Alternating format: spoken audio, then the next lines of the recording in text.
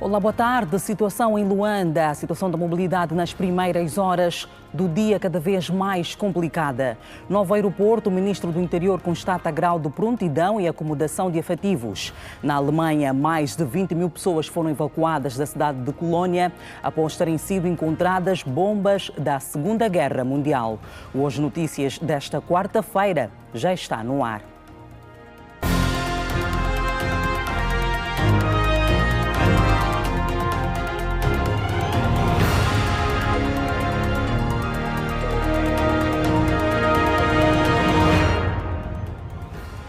Em Luanda, os engarrafamentos nas principais vias continuam a condicionar a mobilidade urbana. A situação tem provocado a escassez de táxis em vários pontos da cidade, o que obriga muitos cidadãos a saírem cada vez mais cedo de casa para conseguirem chegar a tempo nos seus destinos. Cheguei aqui às 7h30, até agora o táxi também é muito difícil. Está para chegar ao F2, querendo ir para o Shoprite. Está difícil. Normalmente eu acordo 5, 6 e tal, até cheguei aqui. O táxi fica mesmo difícil. Não, mesmo fica difícil. Das 7 e tal até esta hora não temos táxi aqui. 7 horas. Chegou aqui às 7? Às 6, 7, 8, já são 8 e tal, não tem táxi. Este tem sido o dia-a-dia de muitos luandenses. Acordar cedo para ir à luta para conseguir o táxi e chegar a tempo ao trabalho, escola ou qualquer outro destino. Muitas vezes, sair cedo de casa não é sinônimo de que quem usa as vias principais de Luanda vai chegar cedo ao seu destino, o que pode gerar outros desenrolar, como a falta de entendimento por parte do patrão. Sim, me chama a atenção. Tem vezes falam mesmo, vale a pena voltar para casa. É atraso dos nossos trabalhadores, nossos chefes não andam a entender isso, que eu já saí muito cedo na minha casa para ir trabalhar, mas no sítio que eu vou ir trabalhar, falta de táxi, eu atraso, chega lá que não você volta, pois já atrasaste ou não, todo dia está nulo. Acontece mesmo assim. Segundo algumas pessoas com quem conversamos, a falta de táxi deve-se devido às linhas curtas agravadas pelo engarrafamento que se verifica em alguns pontos da cidade capital, sobretudo no período matinal. A dificuldade das vias curtas que eles têm feito.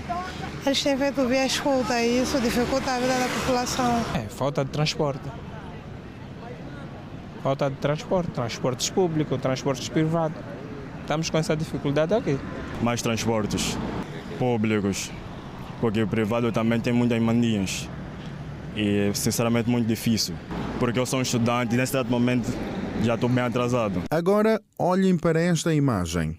A escassez de táxi nas paragens de Luanda obriga alguns mais habilidosos a olharem para as passagens mais estreitas como largas, ou seja, verem a janela dos carros como porta. Muito difícil mesmo, até devemos lutar para subir no táxi, está nos complicando mesmo muito. É a situação complicada dos táxis nas primeiras horas do dia na cidade de Luanda. E na província da Huila, uma colisão entre um autocarro de passageiros e um caminhão articulado resultou na morte de 3 pessoas e outras 14 ficaram feridas. O acidente ocorreu por volta das 22 horas desta segunda-feira na localidade do Toco, arredores da cidade de Lubango.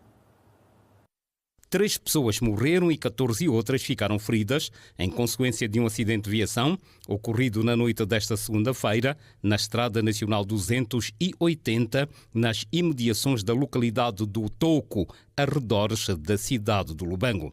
A colisão entre um caminhão de transporte de mercadoria de uma empresa namibiana e um autocarro da Macon com 49 passageiros a bordo aconteceu cerca das 22 horas e 50 minutos. Nós tomamos conhecimento da ocorrência de um acidente de viação por colisão entre veículos automóveis do tipo pesado, dos quais um de mercadoria e um de passageiros, onde foram vítimas 14 cidadãos, dos quais tivemos 3 mortos, 3 vítimas mortais. Segundo dados preliminares da polícia, o veículo pesado de mercadorias invadiu a contramão e embateu violentamente contra outra viatura, provocando a morte dos 2 motoristas e de uma passageira do autocarro. Aponta-se como causa do acidente circulação pelo lado esquerdo da via, onde o culpado ou o veículo que circulava do lado esquerdo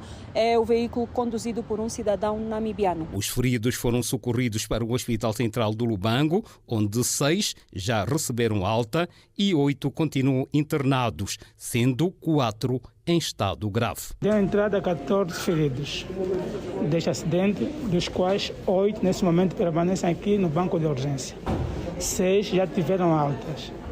Desses 8, temos 4 em estado grave, que merecem maior cuidado, que vão agora para o bloco operatório, fundamentalmente doentes do foro de ortopedia e de neurocirurgia. Os feridos graves apresentam principalmente politraumatismos e estão a ser submetidos a intervenções cirúrgicas para melhorar o seu estado clínico. Do ponto de vista clínico, como eu disse, são fundamentalmente do foro de ortopedia, que são fraturas diversas, fundamentalmente fratura da tíbia, fratura do fêmur, são fraturas expostas, que carecem de intervenção cirúrgica, e um desses doentes, dos 4, é um hematoma subdural. Então são doentes que deram entrada grave, em estado grave, e merecem essa abordagem cirúrgica nas próximas de momento.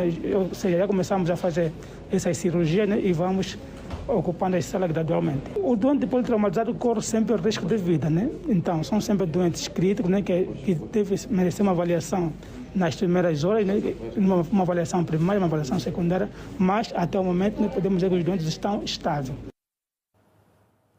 Na Assembleia Nacional, os deputados analisam na especialidade a proposta de lei que aprova o Código de Imposto sobre o Rendimento de Pessoas Coletivas. Alguns pontos da proposta remetida pelo Ministério das Finanças foram aprovados, mas o diploma ainda carece de concertações. A proposta de lei do Ministério das Finanças, que aprova o Código de Imposto sobre Rendimento de Pessoas Coletivas, começou a ser analisada nesta terça-feira pelas Comissões de Trabalho Especializada da Assembleia Nacional. Logo no primeiro capítulo da proposta, visto artigo por artigo, ponto a ponto, de forma detalhada, a discussão foi acesa. A proposta diz que aceita tributar rendimentos de atos ilícitos. Deputados pedem explicações. O artigo 1º e o artigo 26 diz que não considera despesas resultantes de atos ilícitos. Portanto, eu gostaria que houvesse uma explicação. Se, de um lado, aceita receitas ilícitas, o que é despesa já não quer considerar. Vindo de atividades ilícitas, significa aqui a apetência apenas de querer dinheiro. Em relação a este ponto, o secretário de Estado para as Finanças e Tesouro, Otoniel dos Santos, admite que foram colhidas as contribuições dos deputados e promete que o seu pelouro vai rever o artigo. Relativamente àquilo que era a necessidade de efetivamente cobrir na generalidade a definição de rendimento, nós colhemos a proposta feita pelo deputado Semedo relativamente à posição da referência independentemente da sua origem. Portanto, estaríamos confortáveis com esta formulação e retirada, obviamente, da referência de atos ilícitos e acidentais. Com a entrada em vigor desta nova lei, o Código do Imposto Industrial está ultrapassado. Se mantém apenas para o setor mineiro por mais 2 anos. Encontrar uma redação que diga isso mesmo, que o Código do Imposto Industrial para todas as outras áreas de atividades já não se aplica com a entrada em vigor dessa lei. Elas se mantêm em vigor para o setor mineiro por um período de 2 anos.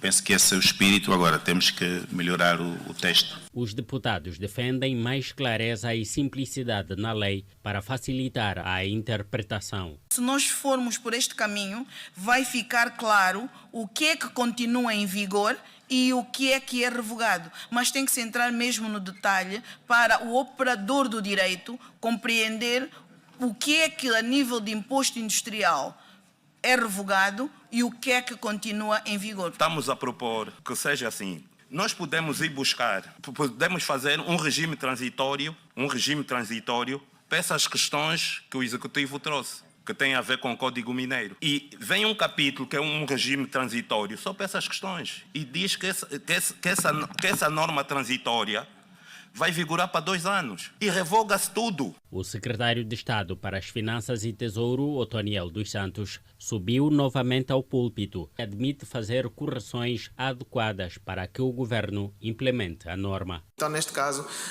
a formulação e a norma que aí pusemos é exatamente para permitir que se possa, efetivamente, quando necessário, fazer essas correções, pois que estarão no âmbito daquilo que poderá ser considerado como planeamento fiscal feito pelas entidades e assim apurar-se, efetivamente, uma matéria coletável que seja mais justa. É ponto comum que a proposta de lei do governo precisa de concertações, mas o primeiro capítulo já foi aprovado na especialidade, com 33 votos a favor, 100 votos contra e uma abstenção. As discussões deste diploma prosseguem nesta quarta-feira.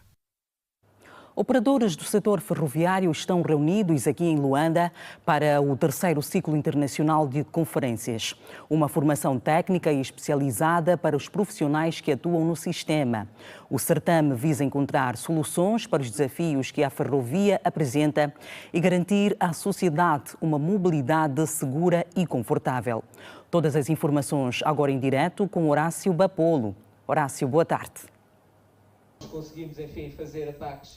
Viva, muito boa tarde. Participam nesta 3ª edição do ciclo internacional de conferências especialistas ligados ao setor dos transportes, especialmente aqueles que estão ligados ao setor ferroviário angolano e também internacional. Eu tenho comigo aqui o PCA da Agência Nacional dos Transportes Terrestres, ANPG, Enio Costa, muito boa tarde.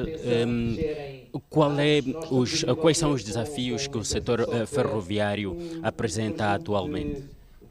Boa tarde, bom dia ainda a todos os telespectadores. De facto, estamos aqui neste 3º ciclo de conferências técnicas internacionais ferroviárias. É um ciclo que reúne profissionais de várias realidades e neste momento vimos aqui para debater um conjunto de temas que fazem parte naturalmente dos desafios que nós, enquanto órgão regulador, temos tido e os próprios operadores. Estamos aqui para falar de aspectos ligados à segurança ferroviária, estamos aqui para falar de aspectos ligados à regulamentação, estamos aqui para falar de aspectos ligados à descarbonização nos transportes ferroviários. Estamos aqui para falar também de questões relacionadas à certificação, formação, reforço das competências técnicas, tanto dos técnicos da Agência Nacional dos Transportes Terrestres, ANTT, como também dos 3 operadores, dos 4 operadores, que operam nos caminhos de ferro de Angola. Falo particularmente do caminho de ferro de Luanda, caminho de ferro de Benguela, caminho de ferro de Moçambique e a Lobito Atlantic Railway.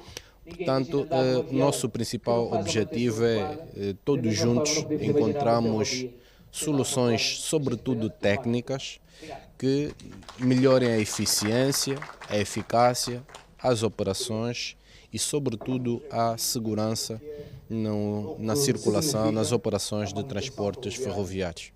Okay.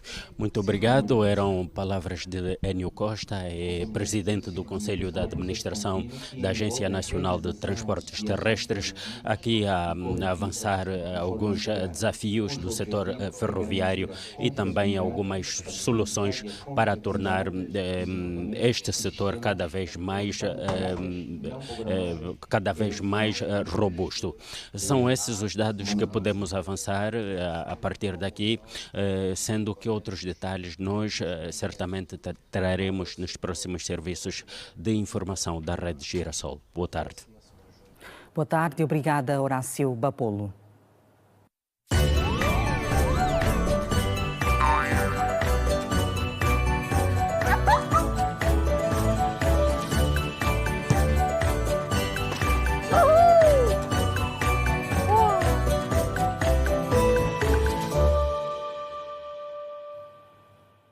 Vamos olhar para o mês da criança. A maternidade Lucrécia Paim realiza em média 50 registros de nascimentos de menores por dia. Mas ainda assim, muitas crianças não são abrangidas pelo serviço devido à falta de documentação por parte dos pais. O serviço, reativado há um ano, representa a efetivação do compromisso número 3 dos 11 assumidos pelo governo e parceiros a favor da criança angolana. Compromissos assumidos há 18 anos, em 2007, no 5º Fórum da Criança. O documento espelha os objetivos e metas adotadas pelo governo de Angola, com vista a salvaguardar e ver cumpridos os direitos e o bem-estar da criança. O registro de nascimento é o terceiro compromisso da criança e visa garantir que todas sejam registadas ao nascer, um documento que lhe dá acesso aos serviços públicos e também fundamental para a proteção dos seus direitos. Na maternidade Lucrécia Paim, o serviço de registro de nascimento foi implementado em 2016 e interrompido em 2020, devido à pandemia da Covid-19. Madalena Matias é gestante e enaltece a iniciativa do posto de registro de nascimento nas maternidades. A maquilhadora profissional entende que a descentralização do serviço vai permitir racionalizar esforço e tempo. Muitas das vezes nós conseguimos nos deparar com muita enchente nas lojas de registros, nas conservatórias, e tendo já um local aqui na maternidade ou em várias maternidades, isso ajuda a descentralizar o trabalho, a economizar o tempo e também permite com que não haja muita enchente nos locais de trabalho, na área de registro. Desde a reativação do posto de registro de nascimento há um ano, a maternidade Lucrécia Paim já garantiu o documento que comprova a existência legal de um indivíduo a mais de 2.000 crianças, como explica Ana Araújo, segunda ajudante do conservador. Funciona o seguinte: se o pai ou a mãe tiver condições para poder fazer o registro, o posto está aberto das 8 às 15 horas. É um desafio, porque de 2016 a aderência baixou por causa mesmo dessa situação da Covid. Mas acredito que até esta parte os pais já estão a se aperceber que há um posto de registro dentro da maternidade e os pais estão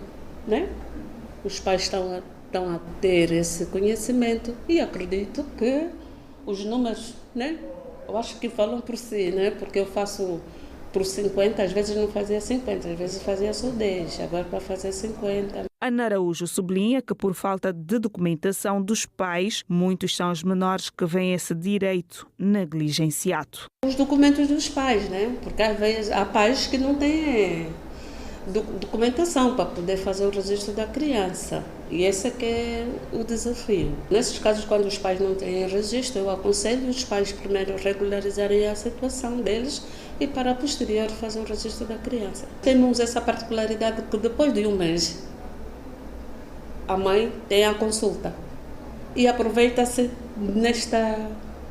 nesta fase que a mãe vem fazer a consulta, então ela também aproveita a fazer o registro da criança. O serviço de registro funciona de segunda a sexta-feira na maternidade Lucrécia Paim para a efetivação do processo que garante a identidade, nacionalidade e filiação de um recém-nascido. É de caráter obrigatório a presença dos pais. Esses devem se fazer acompanhar dos bilhetes de identidade e o cartão de vacina. O ministro do Interior, Manuel Homem, está a fazer uma visita de constatação ao aeroporto Dr. António Agostinho Neto para verificar o grau de prontidão e acomodação dos efetivos do órgão que dirige. Quem traz as informações ao vivo é o repórter Mandela Silva. Mandela, boa tarde. Ora viva, boa tarde e boa tarde extensivo ao vasto auditório da Rede Girassol. Com certeza o Ministro do Interior, Manuel Lomé, está em visita ao novo aeroporto Dr. António Agostinho Neto para aferir então aquilo que é o grau de acomodação dos efetivos do seu pelouro, que é com quem nós vamos à conversa neste momento. Sr. Ministro, muito boa tarde. Qual é então a avaliação que faz nesta altura só aqui no aeroporto Dr. António Agostinho Neto?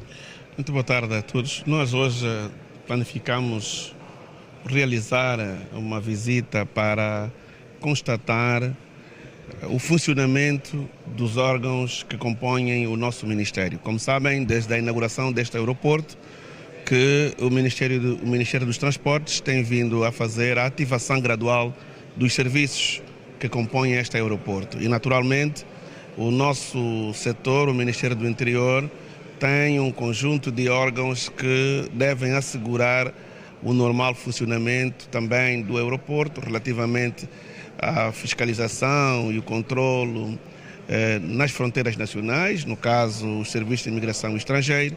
Temos o Serviço de Investigação Criminal, o Serviço de Proteção Civil e Bombeiros, cada um destes órgãos importantes e determinantes para o normal funcionamento da atividade aeroportuária. E hoje vemos constatar quer a acomodação dos efetivos, como o funcionamento dos nossos serviços. E a avaliação que fazemos é positiva. Há ainda alguns desafios que temos que continuar a vencer relativamente à acomodação, mas recebemos da visita garantias da direção deste aeroporto e podemos ter também o privilégio de constatar a construção das unidades de polícia que estão neste momento a serem finalizadas e que logo agora no mês de agosto ficou a garantia de que parte desta infraestrutura ficará à disposição. Também tivemos a constatar o funcionamento dos sistemas do Serviço de Imigração Estrangeira, onde temos a necessidade de conformar parte destes sistemas e o trabalho no âmbito da modernização dos serviços de imigração estrangeira já está a dar aso a esta necessidade, permitindo que os cidadãos tenham maior facilidade na utilização das fronteiras nacionais. Há uma preocupação que tem sido levantada pela sociedade e nós também estamos preocupados com ela e por isso também viemos constatar que tem a ver com a fiscalização que é realizada aos cidadãos nacionais ou nas fronteiras nacionais, ou seja, ao nível dos voos e nos voos nacionais. E relativamente a esta matéria, foram deixadas orientações concretas ao Serviço de Imigração Estrangeira para inverter de forma urgente o fluxo no processo de fiscalização que é até agora utilizado aqui no novo aeroporto. E acreditamos que com estas alterações que foram agora deixadas, os cidadãos sentirão melhor a facilidade na utilização destes serviços que nós temos que prestar. Portanto, continuamos empenhados na ativação gradual das atividades do Ministério do Interior. Os órgãos estão motivados, as ações estão a ser desenvolvidas e acreditamos que até a ativação total do aeroporto, as questões relacionadas com segurança, ordem interna, estarão asseguradas. Não constatamos neste momento nenhuma que não justificasse ou criasse algum embaraço ao funcionamento deste aeroporto. Muito obrigado, Sr. Ministro do Interior, Manuel Lomé. Ele que falava então sobre a visita de constatação sobre o grau de acomodação para os efetivos do seu pelouro e diz mesmo que a constatação foi positiva. Manuel Lomé visitou o Ministério visitou a polícia, a esquadra da Polícia Nacional e outros ministérios afins que, de alguma forma, vão então beneficiar os efetivos do seu pelouro. Mas para mais informações sobre este assunto, caro ouvinte e telespectador, vão então poder acompanhar esta matéria com mais incidências nos próximos serviços noticiosos da Rede Girassol. Boa tarde. Boa tarde, Mandela Silva, e obrigada por estas informações. Agora, 12h24, é momento para a primeira pausa neste jornal. Volte connosco.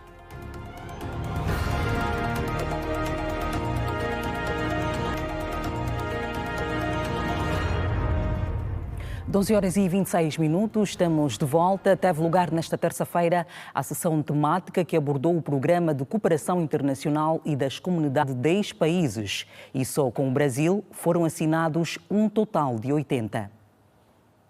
O reforço da diplomacia econômica de Angola, melhorias da gestão de acordos bilaterais e multilaterais e a dinamização da relação com a diáspora e as comunidades angolanas no exterior do país foram apresentadas hoje no espaço Comunicar por Angola. A diplomacia econômica é atualmente um dos principais instrumentos da atuação externa angolana e uma prioridade política para a defesa dos interesses econômicos de Angola. Entre 2023 e 2025, Angola assinou acordos de cooperação bilateral com mais de 10 países, incluindo Estados Unidos da América, Quênia, Itália, Botsuana, Portugal, Egito, Gana, Japão, Brasil, Malaui, Cuba, França, Moçambique, Tanzânia e Índia. Só com o Brasil foram assinados 80 acordos de cooperação, dos quais 46 estão em vigor.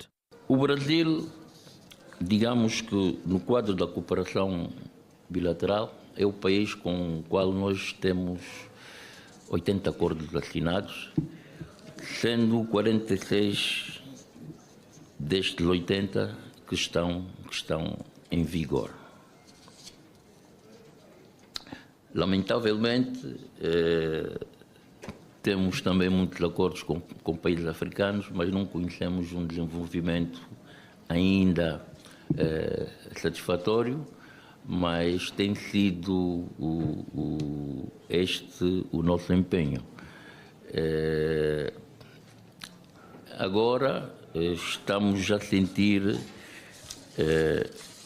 uma manifestação de vontade de muitos países africanos e estamos a trabalhar no sentido de podermos realizar estas comissões mistas, mas, em princípio, a nossa tônica é, primeiro, revisitar os acordos já assinados, ver se efetivamente esses acordos ainda têm pernas para andar e trabalharmos no sentido de atualizá-lo dentro das nossas condições específicas e também do país que conosco tem o acordo.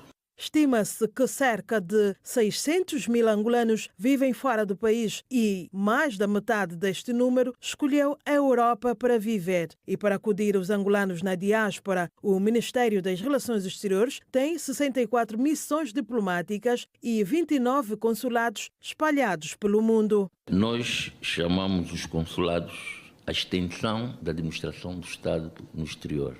Efetivamente, nós não temos consulados em todos os países. A República de Angola tem 64 missões diplomáticas em todos os continentes, desde a África, Médio Oriente, Europa, América, Ásia e Oceania.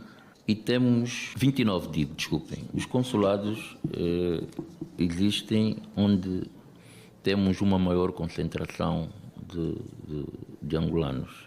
Procuramos com que esta diáspora esteja ligada principalmente pelos laços culturais e outros que os unem à mãe pátria. O programa Comunicar por Angola é um compromisso do Executivo angolano no quadro do Plano Nacional de Comunicação Institucional para uma comunicação de maior proximidade e está a cargo do Ministério das Telecomunicações, Tecnologias de Informação e Comunicação Social. Agora, a atualidade desportiva. Angola estreia nesta quinta-feira na Taça COSAFA às 17 horas diante da Namíbia. E ontem o combinado realizou mais uma sessão de treinos. Com o grupo completo, Pedro Gonçalves e pupilos registraram o primeiro ensaio visando o jogo de estreia diante da Namíbia. Os bravos rapazes do nosso país ensaiaram os aspectos táticos e técnicos para contrariar todas as manobras ofensivas do adversário. A Namíbia quer vencer o conjunto nacional. Por esta razão é que o treinador português, ao serviço de Angola, não só olha para os aspectos ofensivos, mas como também os defensivos. A Rede Girassol sabe que a seleção nacional volta a treinar hoje às 15 horas. Depois do segundo treino, Pedro Gonçalves fará a antevisão do duelo contra os namibianos, agendado para esta quinta-feira em Bloemfontein, às 17 horas para o Grupo B. Recordo que os dois conjuntos já se defrontaram por 13 vezes. Angola leva vantagem com 6 vitórias contra uma da Namíbia e 6 empates. E o Sporting de Luanda realizou mais uma sessão de treinos no pavilhão multiusos de Luanda para a grande final da Liga Azul, que começa nesta quarta-feira, no mesmo local. As comandadas de Ângela Cardoso trabalharam nesta segunda-feira com foco em deixar a máquina afinada para o ataque à grande final do Campeonato Nacional Sénior Feminino de Basquetebol, também denominado Liga Azul. Os aspectos defensivos e ofensivos mereceram especial atenção da equipa técnica leonina para desbravar o jogo rápido da turma adversária desta final, no caso, o 1º de agosto. É verdade que se diz por aí que as finais são para serem conquistadas e não jogadas. Porém, Ângela Cardoso prefere apostar num discurso mais modesto, pensando em disputar a final jogo a jogo, a olhar pela experiência que traz o técnico da equipa militar. Diz-se que quem está numa final é para ganhar, não é? Mas eu vou dizer assim o seguinte: eu tenho que olhar para o meu adversário com todo o respeito, não só pela competência das jogadoras que lá tem, mas também pelo líder que está à frente dessa equipa. Não se esqueçam que é só um dos treinadores com um patamar e um currículo de renome aqui em Angola, e com a sua vasta experiência consegue muitas das vezes criar situações para si e para a sua equipa, que de certa forma desfavorável, mas conseguir converter em situações favoráveis.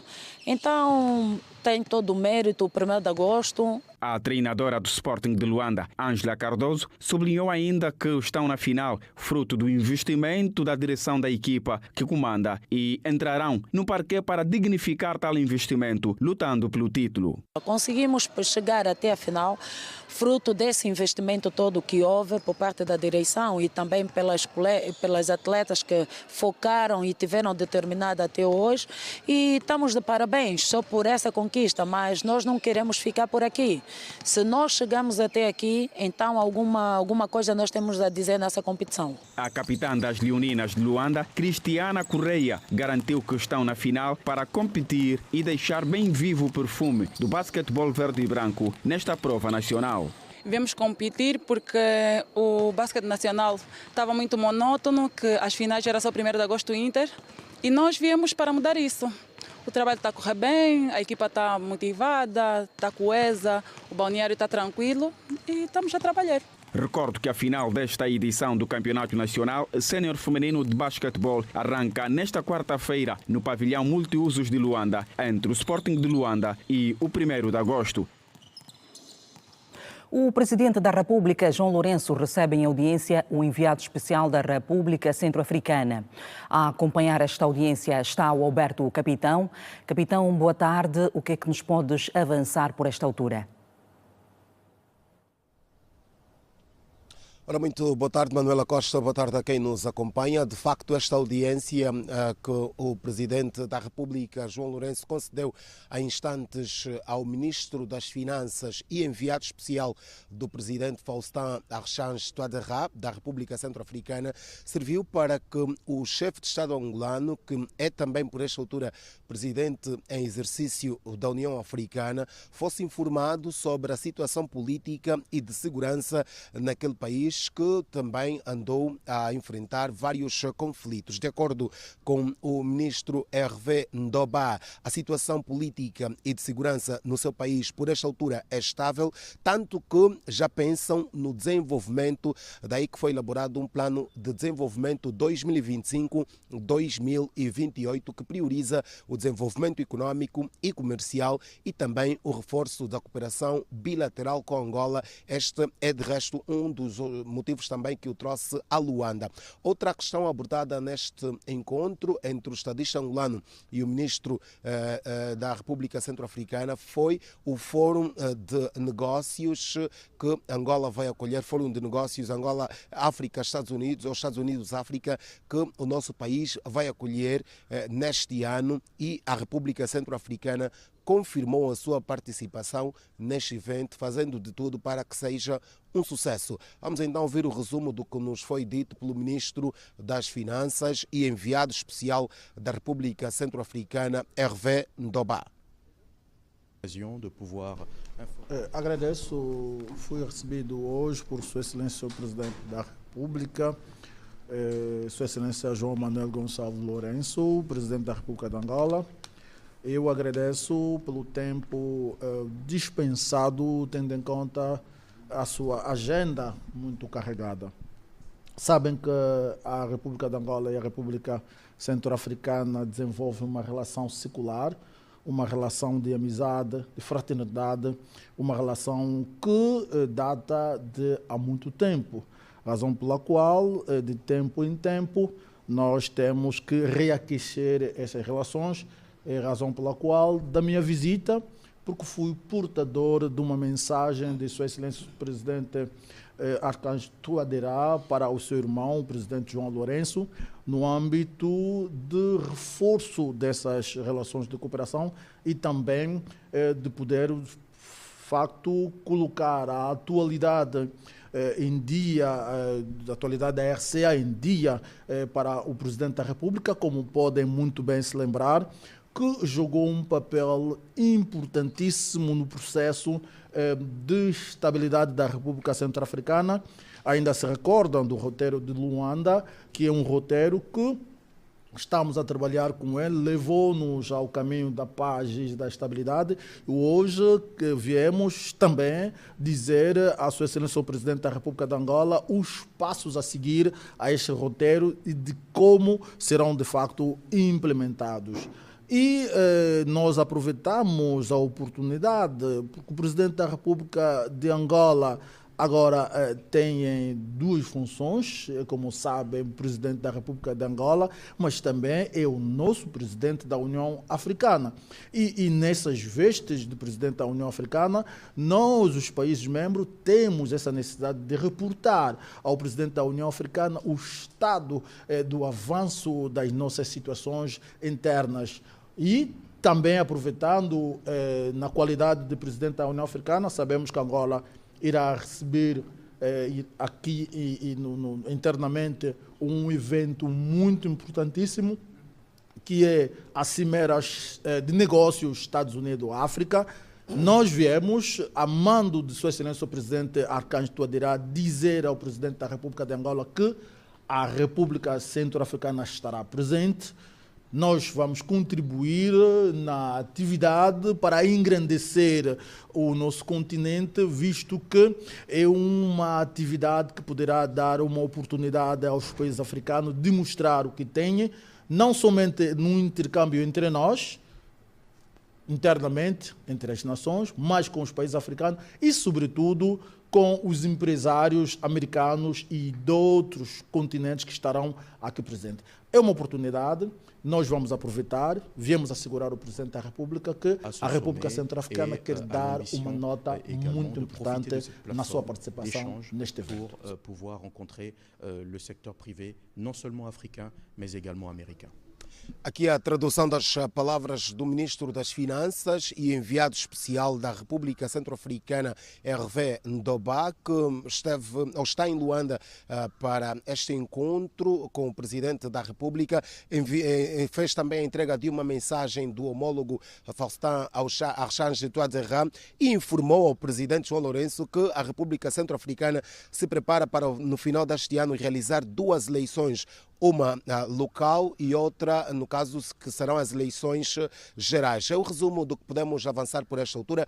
Garantidamente, nos próximos espaços de informação da Rede Girassol, nós levaremos outros dados desta audiência. Cumprimentos de Miguel Cristóvão e do Alberto Capitão. Boa tarde. Boa tarde, Alberto Capitão. Veja no próximo bloco mais de 20 mil pessoas evacuadas da cidade de Colônia após terem sido encontradas bombas da Segunda Guerra Mundial. E ainda todos os atrativos do Festival de Artes edição 2025. Agora 12h41. O Hoje Notícias volta já.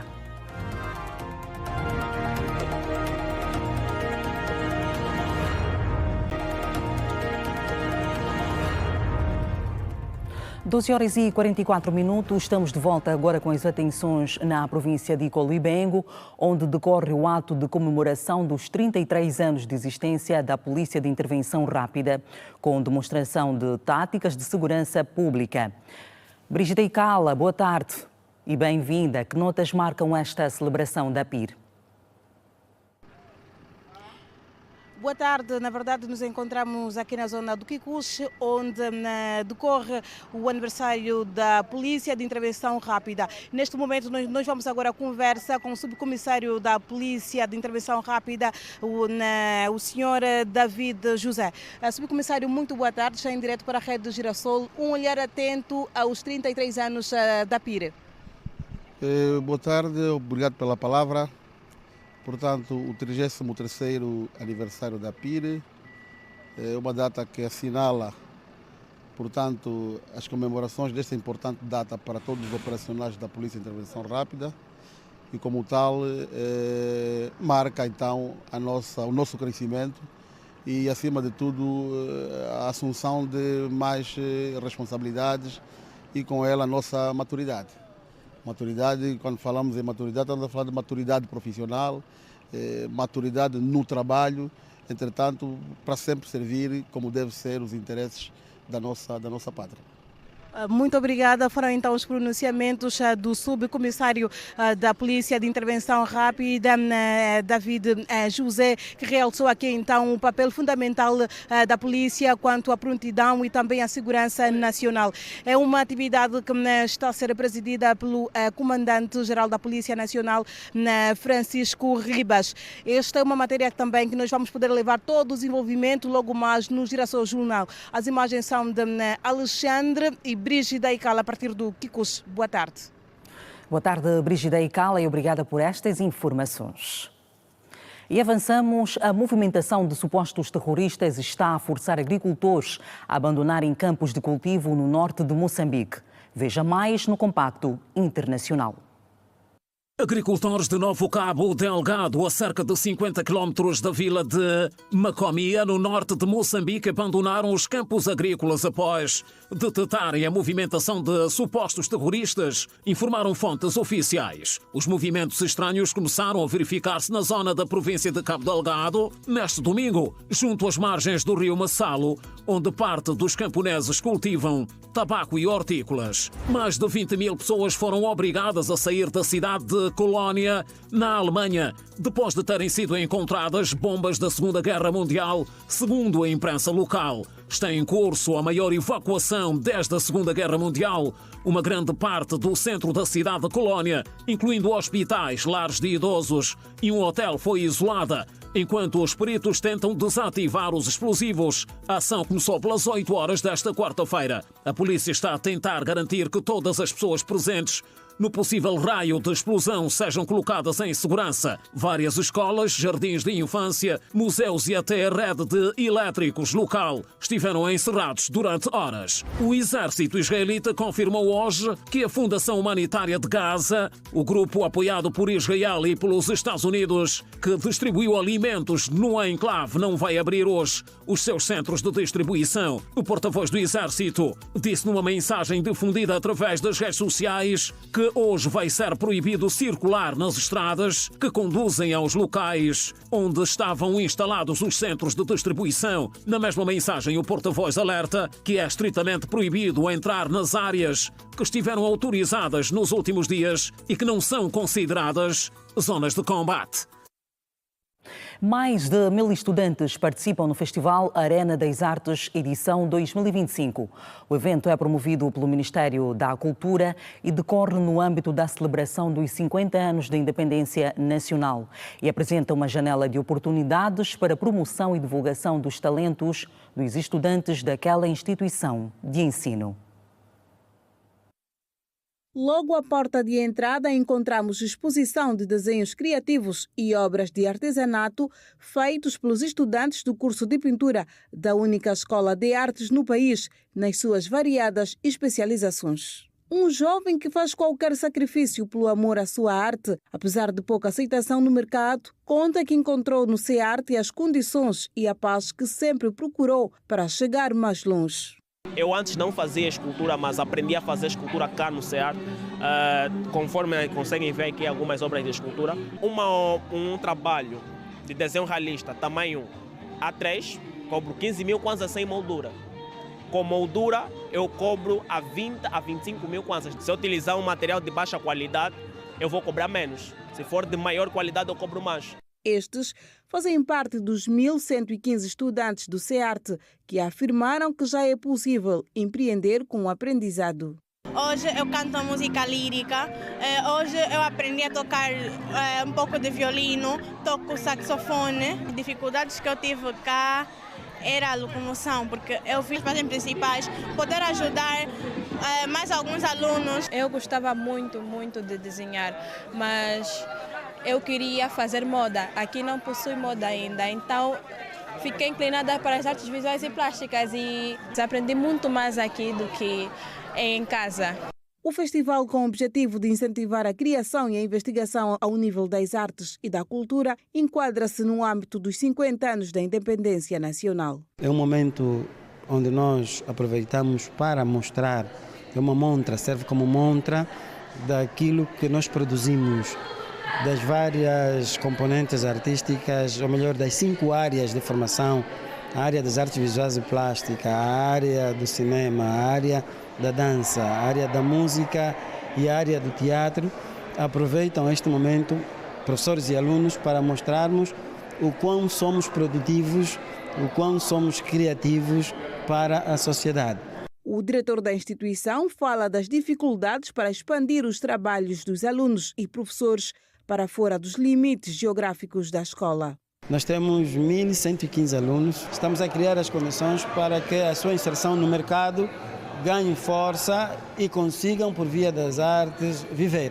A pouca valorização da arte constitui preocupação para as autoridades que reconhecem os talentos e habilidades dos estudantes da instituição. Mesmo sendo estudante, já tem um caminho para o mercado. Dar palco aos artistas, criar espaços para a apresentação. Portanto, e melhorar, encontrar uma política cultural de consenso. A nossa sociedade ainda não olha as artes da forma como nós esperamos. O festival, promovido pelo Ministério da Cultura e o Instituto Politécnico de Arte, encerra nesta sexta-feira e está repleto de criatividade e multidiversidade de talentos, com exibição de trabalhos das várias disciplinas artísticas que contemplam a grelha curricular da escola. Hoje Notícias regressa amanhã às 12 horas. Já sabe que para nós é sempre um prazer imenso ter o carinho da sua audiência. Tem desporto na rede para ver já a seguir. Boa tarde. Fique em paz.